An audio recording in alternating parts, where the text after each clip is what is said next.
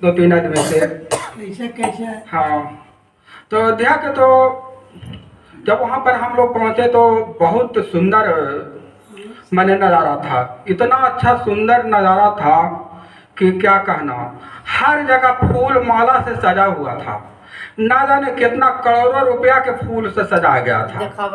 हाँ, हर जगह गली मोहल्ला घर हर जगह सजा हुआ था। हर जगह ढोलक नगाड़ा बज रहा था। हर जगह सांस्कृतिक कार्यक्रम चल रहा था। हर जगह, हर रोड पर, हर जगह, हर मोड़ पर, हर जगह भगवान राम का। और जितना भी रोड था, हर रोड पर वहाँ पर रामायण का हर एक चौपाई, कहीं यहाँ पर ये चीज़, वहाँ पर ये चीज़, हर एक चौपाई लिखा हुआ था। और पूरा लग रहा था, ऐसा लग रहा था कि पूरा रामायण ही चल रहा है। और माइक बाजा पर भी वही चीज़ बज रहा था, वही चीज़ चल रहा था। पूरा एकदम राममय हो गया और देखते बनता था। उसी देखने के लिए हम लोग ना जाने 50 किलोमीटर पैदल चले और वास्तविक में भगवान से दर्शन हो गया। तो ये चीज़ बताते हैं आपको। आज बताने जा रहा है आपको कि बोले श्याम रामचंद्र भगवान की जय। रामायण में एक चौपाई है, तुलसीदास जी के द्वारा लिखा हुआ है कि होई है वही जो राम रचि राखा, और को करी तर्क बढ़ाए शाखा।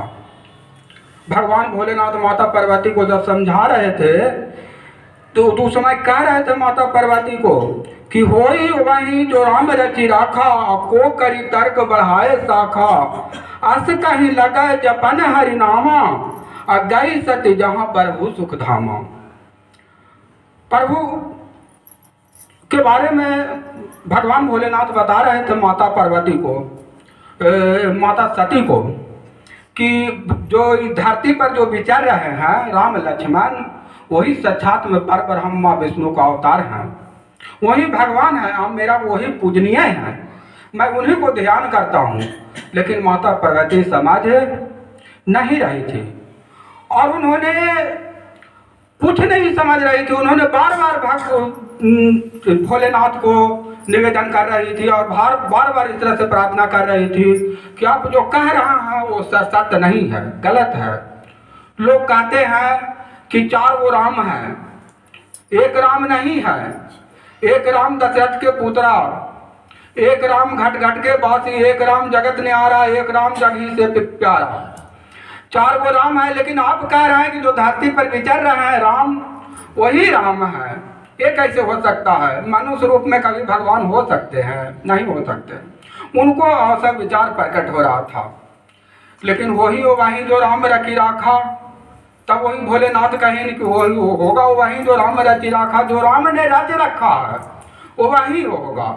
हम लोग लाख प्रयास करें, लाख कुछ करें, कर्म तो करना ही है, लेकिन होगा वही जो राम ने रच रखा है। उसी का यहाँ पर सत्य करता है कि लाख समझाने के बावजूद भी माता सती नहीं मानी और उन्होंने भगवान को परीक्षा लेने के लिए यहाँ कहीं है कि गई सती जहाँ प्रभु सुख धामा। सती वहाँ पर चली गई जहाँ प्रभु का सुख धाम था और भगवान से परीक्षा लेने के चली गई। और परीक्षा लेने के लिए वो है, इतना ही नहीं, माता सीता का ही रूप धारण कर ली। उस समय तो माता सीता के खोज में भटक रहे थे राम लक्ष्मण दोनों वन में। उसी समय जब वहाँ पर जैसी पहुँची, जैसी वहाँ पर भगवान राम पहचान गए कि तो माता सती हैं, भोलेनाथ को पत्नी हैं। उन्होंने साक्षात तुरंत प्रणाम की कि माते आप जंगल में, घोर जंगल में आप कहाँ पे रहते हैं? उनको माता सती को आश्चर्य हुआ कि ये मनुष्य रूप है और मैं कहाँ सीता का रूप धरी हुई हूँ। माता सीता सती को पूरा ग्लानि हुई कि तो साक्षात भगवान है, हर जगह उनका ही रूप दिखाई पड़ रहा है। मैंने भोलेनाथ को बात नहीं माना, ये तो बहुत भारी गलती कर दी। लेकिन उन्होंने लज्जा से वहाँ से निकल गए और भगवान भोलेनाथ के नजदीक पहुँचे। भगवान भोलेनाथ से भी झूठ बोली माता सती कि नहीं वो नहीं हमको पहचान पाए, उनसे कुछ भी बात विचार नहीं हुआ।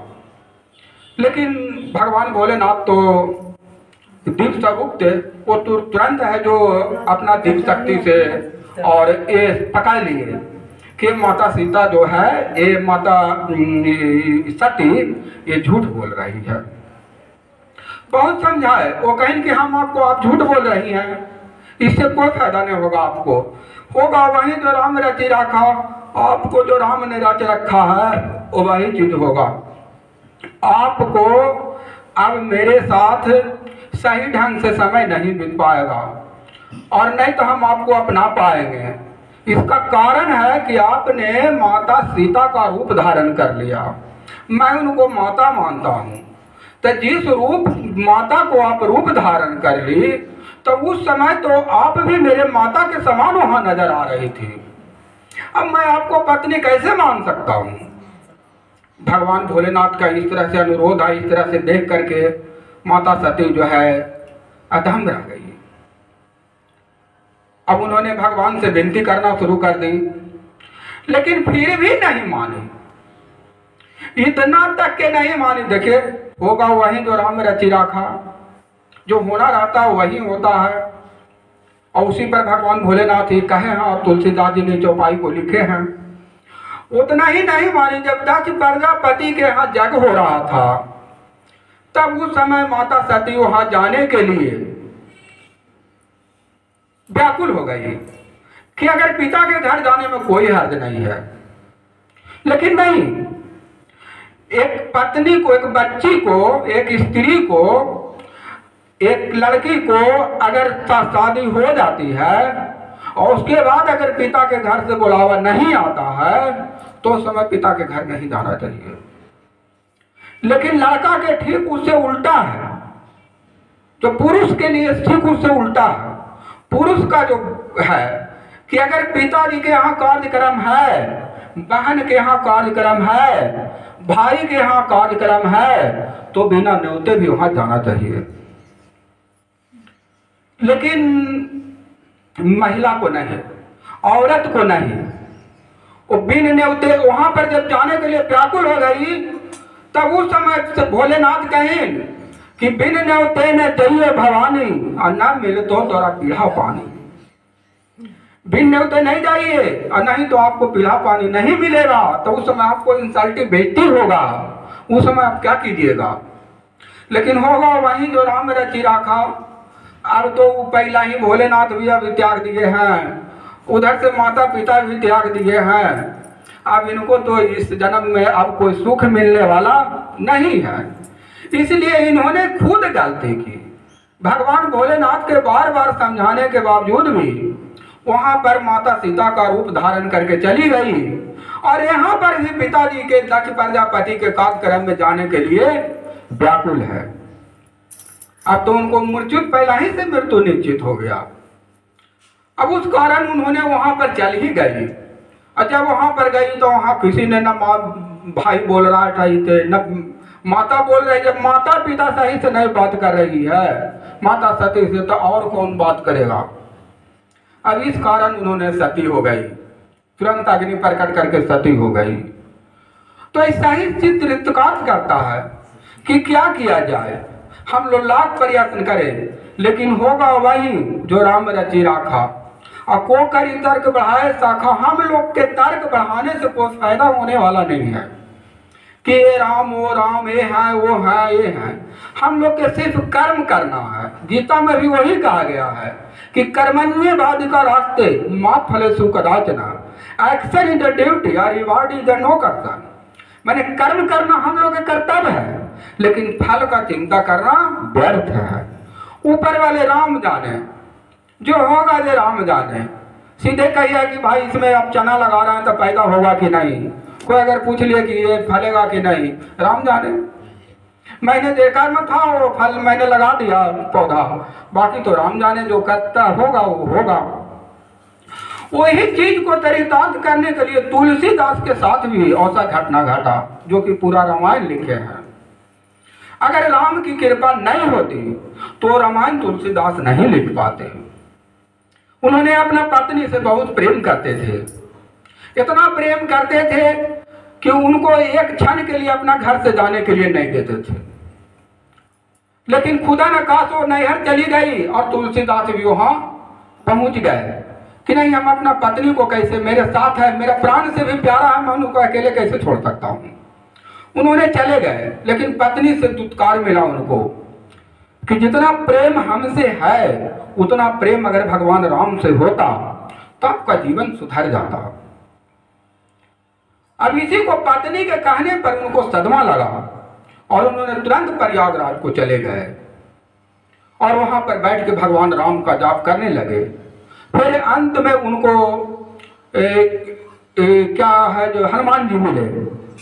जब हनुमान जी मिले तो उनको रास्ता बताए किस तरह से चित्रकूट के घाट पर आप बैठ करके भगवान भोलेनाथ को जल अर्पित कीजिए और भगवान भोलेनाथ को रोज पूजा कीजिए। वो भगवान भोलेनाथ ही मार्ग प्राप्त करेंगे आपको राम से मिलाने में। भगवान गुरु भोलेनाथ को आज भी हम लोग गुरु मानते हैं। अब भगवान भोलेनाथ को गुरु मानिए, माता जी बहन जी मत सोइए, जागिए। गुरु मान करके उन्होंने पूजा करना शुरू कर दी। एक बार उसी पूजा करने के दरमियान वहां पर भगवान राम आ भी गए, लेकिन तुलसीदास जी नहीं पहचान पाए कि वही भगवान है।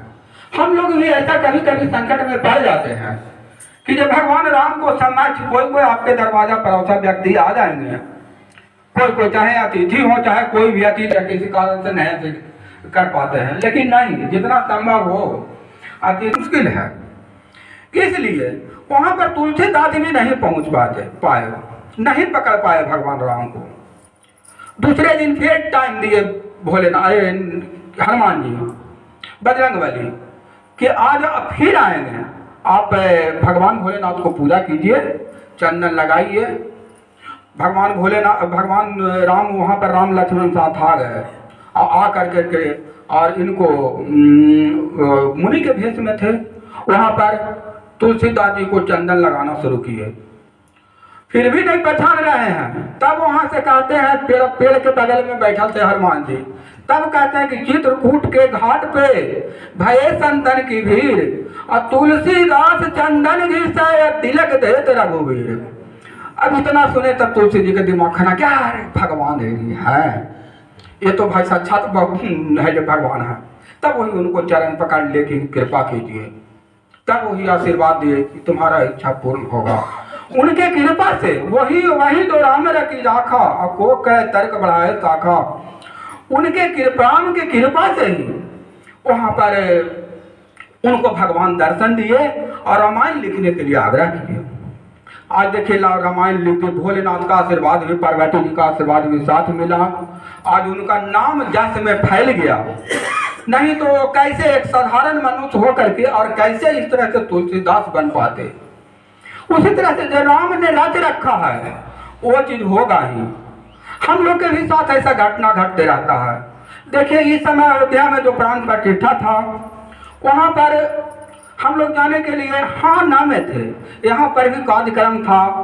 अब यहाँ पर भी संकट में थे कि भाई यहाँ पर भी कार्यक्रम कैसे होगा, नहीं मैं न रहूंगा तो कैसे होगा, रहना जरूरी है। एक तो मैंने सजावट बजावट करने वाले भी दिनेश बाबू भी जाने वाले थे, हम भी जाने वाले थे, यहाँ पर कौन रहेंगे।